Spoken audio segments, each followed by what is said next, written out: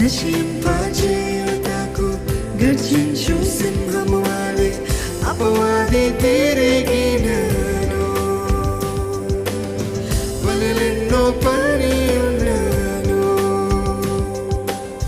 పాపములో పడవేసి పరలోకం దూరం చేసి యుద్ధాలు జరిగినను. శ్రమలెన్నో సృష్టించినను. చెప్తామా?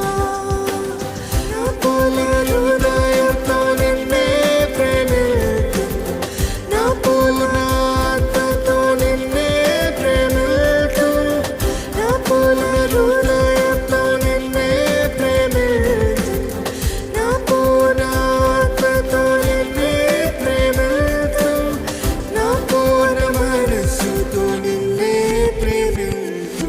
యేసయ్యా, నా యేసయ్యా, యేసయ్యా, నా యేసయ్యా, యేసయ్యా, నా యేసయ్యా, యేసయ్యా.